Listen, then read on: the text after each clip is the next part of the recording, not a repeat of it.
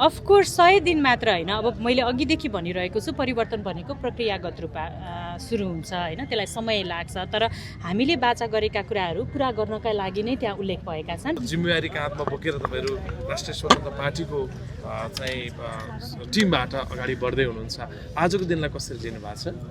मेरो लागि चाहिँ यो व्यक्तिगत रूपमा ऐतिहासिक दिन हो, किनभने आजबाट मैले अफिसियल्ली चाहिँ जनताको जिम्मेवारी मैले पनि ग्रहण गरेँ भनेर सर्टिफिकेट ससम्मान ग्रहण गर्दै गर्दाखेरि त्यो आभास भएको छ मलाई ज्ञान छ म यहाँ किन उभिएको छु र म जे कारणले यहाँ उभिएको छु त्यसलाई सार्थक रूप दिनका लागि म आफ्नो तयारी गरिरहेको छु। जस्तो तपाईँले यो पद पाइरहँदाखेरि होइन, जनता सामु पनि त अब यो सबै मत तपाईँहरू माथि नै खनिएको छ, भनौँ 2/3 मत तपाईँहरू माथि छ, तपाईँहरूप्रति विश्वास छ। त्यो विश्वास चाहिँ यो 100 दिनभित्र हामीले पुरा गर्छौँ, जुन लेखिएको छ नि त्यो लेखिएको पुरा गर्छौँ भन्नेमा ढुक्क हुनुहुन्छ? करार पत्र पढ्नु भएको छ नि? अफकोर्स 100 दिन मात्र होइन, अब मैले अघिदेखि भनिरहेको छु परिवर्तन भनेको प्रक्रियागत रूपमा सुरु हुन्छ होइन, त्यसलाई समय लाग्छ। तर हामीले बाचा गरेका कुराहरू पुरा गर्नका लागि नै त्यहाँ उल्लेख भएका छन् र त्यो एकजना व्यक्तिले एउटा सांसदले गर्ने कुरा नभएर सामूहिक रूपमा हामीले गरेका प्रतिबद्धताहरूलाई परिणाममुखी बनाउनका लागि, त्यसलाई सार्थक रूप दिनका लागि हामी सामूहिक रूपमा नै तयार छौँ। जस्तो प्रायोरिटी के हुन्छ विषयको प्रायोरिटी? हाम्रो अहिलेको विषयको प्रायोरिटी भनेको त जेनजी आन्दोलनमा उठेका मुद्दाहरूलाई कसरी एड्रेस गर्ने भन्ने नै हो पहिलो प्राथमिकता त। ओके, जस्तो यहाँ उठिहाल्छ यो विषय आइहाल्छ होइन। अहिले तपाईँहरू जसरी एकरूप त हुनुहुन्छ होइन, कतिपय एक हुनुपर्ने थियो, त्यो परिस्थितिहरू बनेन। तपाईँ जुन ठाउँमा हुनुहुन्छ त्यो सायद तपाईँले रोजेको ठाउँ सही थियो र यत्र धेरै मत आयो होला होइन। आज तपाईँसँगै यात्रा नगरे पनि उहाँहरूलाई कसरी मिस गरिरहनु भएको छ?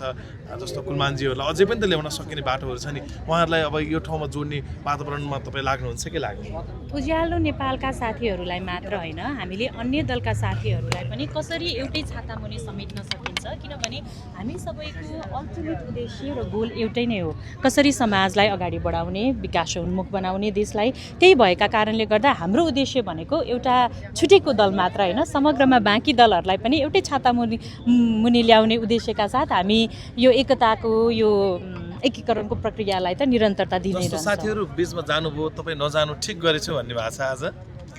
त्यो मेरो व्यक्तिगत निर्णय थियो होइन। व्यक्तिगत निर्णयमा अब कसरी अगाडि बढ्ने भन्ने कुरा त, आफ्नो यात्रालाई कसरी अगाडि बढाउने भन्ने कुरा त त्यो निर्णय गर्ने अधिकार, त्यो स्वतन्त्रता त मलाई मेरो देशको कानुनले दिन्छ। त्यही हिसाबले नै अगाडि बढिरहेको छु। परिणाममुखी भयो भन्ने चाहिँ लागिरहेको छ। जिम्मेवारी लिँदा तपाईँलाई कस्तो अनुभूति भइरहेछ? साँच्चै अनेस्टली भन्नुपर्दा सबै लगभग साथी नै हुनुहुन्छ यहाँ होइन। एकदमै च्यालेन्जिङ, चुनौतीपूर्ण लागिरहेको छ मलाई र मैले क्याचअप गर्नुपर्ने धेरै कुराहरू छन्। म त्यसकै तयारीमा जुटिरहेको छु। कसरी आफूलाई अझै परिमार्जित बनाउने, यो जिम्मेवारी त मैले वहन गरेँ, यो जिम्मेवारीलाई कसरी अलिकति जवाफदेही बनाउने भन्ने कुरामा चाहिँ म क्रियाशील। हिजो जस्तो तपाईँले पार्टी सभापतिले गरेको भाषणलाई लिएर तपाईँले मात्रै होइन अन्य दलले पनि प्रशंसा गरिरहेकै छन्। तपाईँले पनि राति सामाजिक सञ्जालमा लेख्नुभएको थियो र एउटा पार्टी सभापतिको चाहिँ स्पिच साँच्चैकै मननयोग्य छ भनेर भन्नुभएको थियो। त्यो मननयोग्य मनबाटै भनिरहनु भएको छ, त त्यहाँ लगाइएका केही भन्छ नि नियमहरू त निकै कडा छ नि, भोलि थोरै मिस्टेक गरियो भने पनि संसद पढ्नै जान्छ भन्ने खालका त्यो नियमहरू छन्। त्यसलाई कसरी चाहिँ अगाडि बढाउनुहुन्छ? म आफै पनि अब मिडिया ब्याकग्राउन्डबाट आएको भएका कारणले गर्दाखेरि एउटा वक्तालाई अर्को वक्ताले राम्रो बोलिदिँदाखेरि त्यसले प्रभाव पार्नु स्वाभाविकै हो। तर अहिले म जुन भूमिकामा उभिएको छु जनप्रतिनिधि बनेर, त्यहाँबाट हेर्दाखेरि पनि मैले एउटा नेतृत्व पङ्क्तिले आफ्ना फलोवर्सहरूलाई कसरी मोटिभेट गर्न सक्छ भन्ने कुराको दृष्टान्त चाहिँ हिजो उहाँको सम्बोधनबाट पाएँ।